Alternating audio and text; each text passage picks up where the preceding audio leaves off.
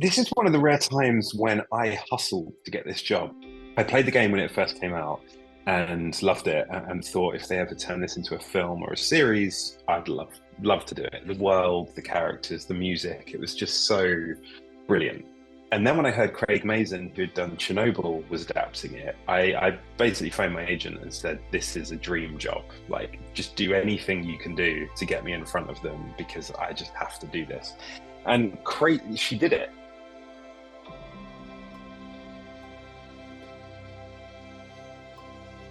On The Last of Us, it was the first time ever where I've just been like, I just have to do what it says. Like, it's so good. I just have to not mess this up. I've just got to really respect the storytelling. There's so much detail in the script.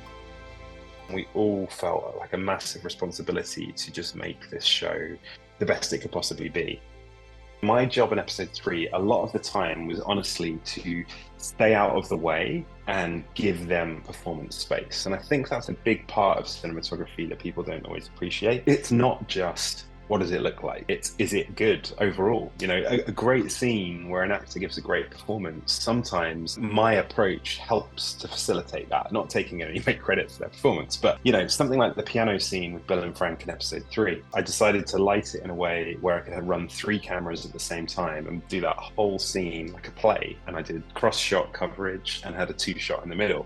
And having that approach made the cinematography, made the look worse. You know, the lighting was compromised, cross-shooting, but it enabled incredible performances. And that's one of my favorite scenes of the whole series.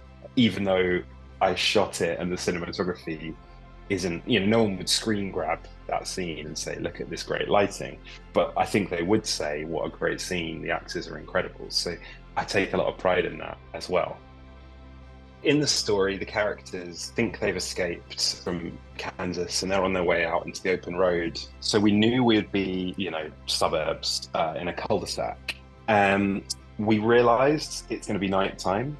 There's no electricity and they're not going to be using their torches because they don't want to be detected. So what I realized was that we were going to have to sort of light this cul-de-sac for moonlight, for nighttime. It would have to feel like the rest of the show, which I think has a very unlit reality. The show is rooted in naturalism. Like, there's tons of lighting, there's tons of work involved, and thousands of lights, but we do all of that to make it look easy, naturalistic, like it just happens to look like that. So doing that with moonlight is, in my opinion, one of the hardest things you can do.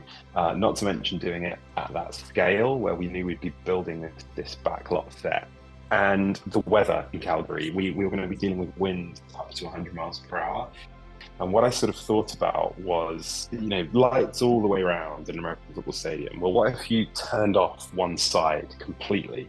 So then you've got sort of, you know, 3 corners on and 1 corner off. And that corner off is where the camera is. So suddenly there's no front light whatsoever. You've sort of got 270 degrees of side and back light. And as long as the camera's here, everything's going to be sort of back and side lit. So I used that concept on the cul-de-sac and just circled it with S360s on lifts. And then for the soft top light, because of the thing I said about the wind, we came up with this concept of like kind of like a ladder system of just tons and tons and tons of bicolor LED tubes. We had 4 cranes holding 100 lights on each, and just the sheer amount of those lights being separated gave us that really subtle, soft top light, but also the wind could just pass through them because it's like a ladder frame. All of that work that I just described is for about 3 minutes of screen time. Then we have all these stunts that start to happen. So the Armada arrives with all of their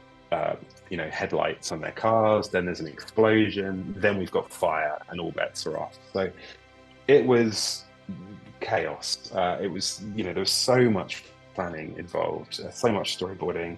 And in the end, you know, you sort of have to take a punt on a set that big. You really have to just do all of your homework with your gaffer. It's a sort of, this is what I mean about the job, just so complicated. And I think you've really just got to have empathy and think about the big picture, that there's no point doing a really good looking scene that's a bad scene. You've got to just sort of find your place scene by scene. And sometimes that's a huge cul-de-sac with tons of moonlighting, and it's a very technical exercise just to be able to see anyone. So the cinematography is a big factor. Other times you're in a field with strawberries and you want to keep it simple, right? And both are the correct approach, I think, for those scenes. Yeah.